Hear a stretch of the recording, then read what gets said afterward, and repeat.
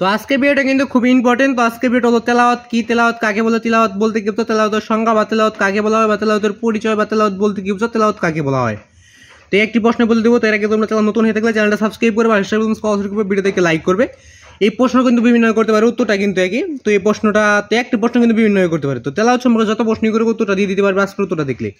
তো এখানে প্রশ্ন করতে হবে তেলাওয়াত কি, তেলাওয়াত কাকে বলে, তেলাওয়াতের সংজ্ঞা, তেলাওয়াত বলতে কি, তেলাওয়াত কাকে বলা হয়, তেলাওয়াতের পরিচয়, তেলাওয়াতের সংজ্ঞা, তেলাওয়াত কি, তেলাওয়াত কাকে বলা হয় বা তেলাওয়াত কাকে বলে। তো বিভিন্ন প্রশ্ন করতে পারে। যারা ফেসবুক পেজ থেকে ভিডিওটা দেখতেছো তোমরা এই পেজটাকে ফলো করবে এবং ফেভারিট করে রাখবে এবং অল নোটিফিকেশন অন করে রাখবে। তাই তোমরা প্রতিটা প্রশ্ন তো সরাসরি গাইড থেকে পেয়ে যাবে।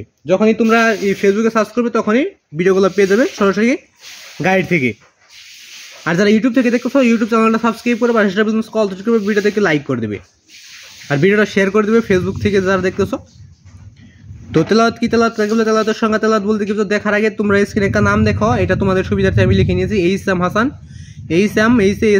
তো তোমরা যে কোনো ক্লাসে যে আদার টিক্স দেখছো বইটার প্রথম টিক্স মানে 1 নাম্বার টিক্স নিয়ে প্রশ্ন লিখবে। তারপর ইউটিউবে সার্চ করলে ওইটা সবগুলো টিক্স নিয়ে তোমরা সরাসরি গাইড থেকে পেয়ে যাবে। যদি না পাও তাহলে আবার যে আদার টিক্স দেখছো বইটার প্রথম টিক্স মানে 1 নাম্বার টিক্স নিয়ে প্রশ্ন লিখবে, তারপর আবার এইচ.এম. হাসান লিখবে, তারপর ইউটিউবে সার্চ করবে। তাহলে এই দুইবার সার্চ করলে তোমরা সরাসরি গাইড থেকে উত্তরটা পেয়ে যাবে ইনশাল্লাহ। তো এবং তোমরা সঙ্গীত প্রশ্ন থেকে সঙ্গীত প্রশ্ন লিখে ইউটিউবে সার্চ করে সঙ্গীত প্রশ্ন পেয়ে যাবে, রচনামূলক প্রশ্ন দেখতে রচনামূলক প্রশ্ন লিখে ইউটিউবে সার্চ করে রচনামূলক প্রশ্ন পেয়ে যাবে। এবার তোমরা সবগুলো প্রশ্নের টিক চিহ্ন, সঙ্গীত প্রশ্ন, রচনামূলক প্রশ্ন এগুলো সবগুলো দেখে নিতে পারো।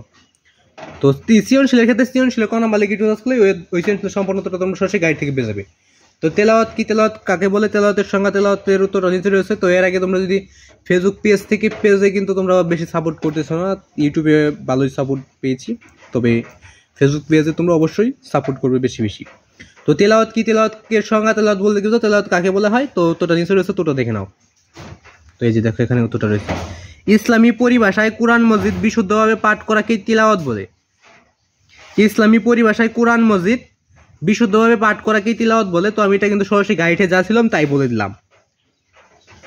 তো তোমরা গাইড থেকে যা শেখো আমি তাই তোমাদের দেখাই দিলাম যে তেলাওয়াত কি, তেলাওয়াত কাকে বলে, তেলাওয়াতের তো এটা কিন্তু আমার জানা ছিল না, গাইডে যা ছিল আমি তোমাদের তাই তুলে ধরেছি আর কি। তো ইসলামী পরিভাষায় কোরআন মজিদ বিশুদ্ধভাবে পাঠ করাকেই তেলাওয়াত বলে।